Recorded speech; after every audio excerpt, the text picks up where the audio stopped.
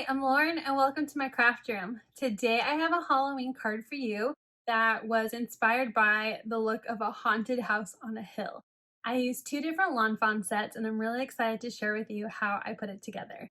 It looks like this. I really wanted to give a spooky effect, so I used a lot of dark colors, and I also created a starry night background using some distress inks and some glittery embossing paste. So follow along and I hope you enjoyed this video. First, I'm starting out by cutting out a black piece of paper. I'm going to use the largest dies from the large and small stitch rectangle to create this frame. It will be an A2 size frame because of the largest die. Now I'm cutting out another piece of white paper to an A2 size, and I realized that I should have just cut this larger and trimmed it after because I did have some trouble keeping my paper in place using purple tape. And I wanted my background to fill in behind that frame, so I didn't really have a lot of space to put on that tape. So if you're going to case this card, I would definitely make the paper bigger and trim down later. I'm using Distress Oxide and Black Soot, Faded Jeans, and Dusty Concord to make a night sky background. I'm layering it in the different colors until I like the way it looks. And then I'm going to spray it with my water mister and use my microfiber cloth to pick up that extra water. Now I'm taping my night sky to the back of the Starry Sky stencil from Lawn Fawn. And I'm going to use Fossilized Amber Distress Oxide to add yellow to those stars. I'm creating a starry sky background. I'm going to wipe off a little bit of that yellow, but I'm still leaving it on because I want to use this sparkly embossing paste from Stampin' Up! And I want it to mix with that yellow to make my stars that vibrant fossilized amber yellow. I scrape off as much color as I can and immediately go wash my stencil and palette knife, and I'm going to set aside my background to dry. While it's drying, I stamped in colored images from Happy Haunting. I used my pro markers and colored the spooky haunted house as well as this tree. I also used my gel pen to add some light to cast shadows and light onto my house. I also stamped images from Happy Village. I did houses and trees. I misplaced my little tree and I couldn't find it, but I will find it later. Now I'm going to work on the rest of my background now that my starry sky is dry. And I was trying to create kind of a hill look. My images end up taking up a lot of space, so you don't really see the back hills, but my haunted house is still sitting on a hill, which is what I was going for when I was designing this card in my head. Now that I have the approximate layout how I like it, I use my frame and make sure everything fits. And I wanted to use this spooky fence border die to put in front of my haunted house. I also am going to use the smallest of the puffy cloud borders to create some clouds in my sky to put my sentiment Happy Halloween. I thought about adding the moon, but later on you'll see that half of that starry background gets covered and I didn't want to cover any more than what was already covering with the dies of the hills and the clouds. So I decided not to do a moon.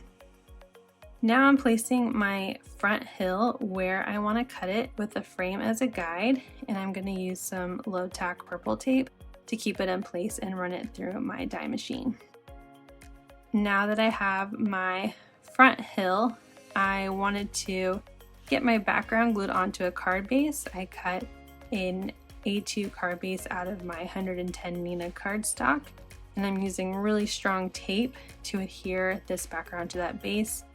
My starry background isn't warped, but I just wanted to make sure it was really secure because I did do a lot of different types of media on it.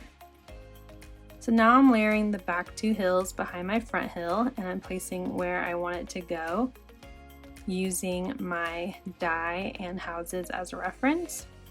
And again, I'm going to use some of that low tack tape to tape on my die to those two hill pieces and run that through my machine. I realized later that my hill on the left was not all the way to the bottom of the die, and so some white will shine through, and I'll show you how I fix that later. I'm gonna glue down my frame next and adhere it directly onto that starry sky background using Tombow adhesive. My dimension is going to be from my hills and images, so I'm also going to glue down my hills in the background directly with wet glue.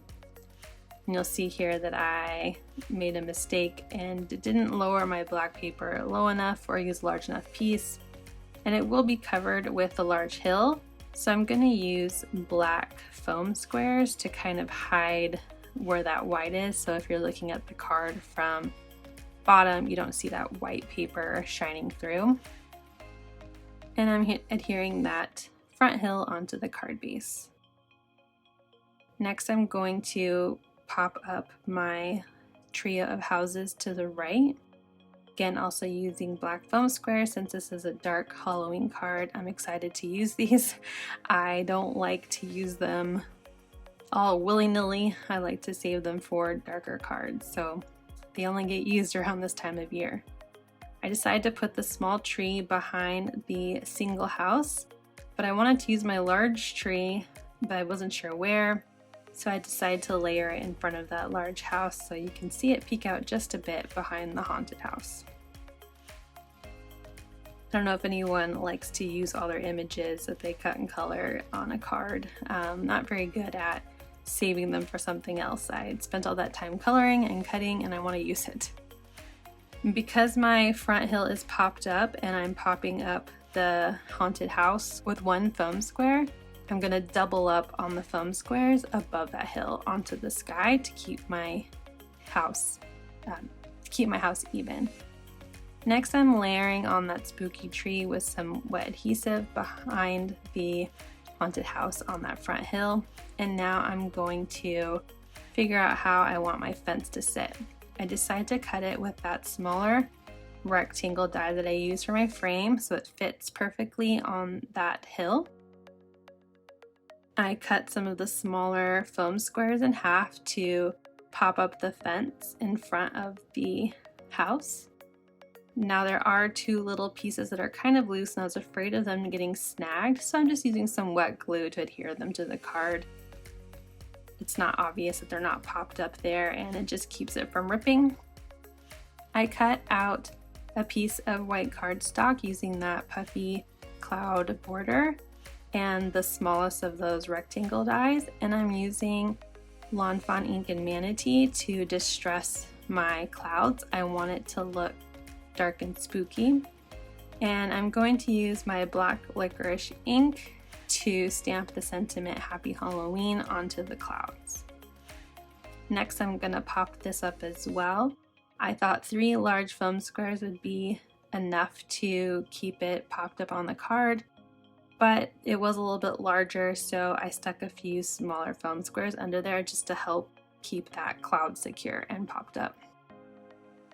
Now, just to add a few finishing touches, I stamped my couple little bats in black ink, and I felt like it was missing something, so I stamped a little ghost and just fussy cut it out. Normally I like my images with the white border, like most Lawn Fawn dies leave around the images, but I thought since I was trying to make a darker card, I would fussy cut all of the images out. And I even use an X-Acto knife on my little haunted house to cut out near the porch there on the right. I adhered my ghost down with some Tombow wet glue, and now I'm taking my Wink of Stella in clear and just adding a little bit of subtle glitter throughout the card. I'm covering the whole frame, and I'm also going to put it on the cute little ghost and all of my lit windows on the card. I also use it on the stitched border of the clouds. I really like how it turned out, and I like my starry sky. I think using that glitter embossing paste just adds a little bit of texture and fun to the card. I hope you enjoyed this video. Please don't forget to hit like if you enjoyed watching it, and hit subscribe if you'd like to see more from my channel. Have a great day.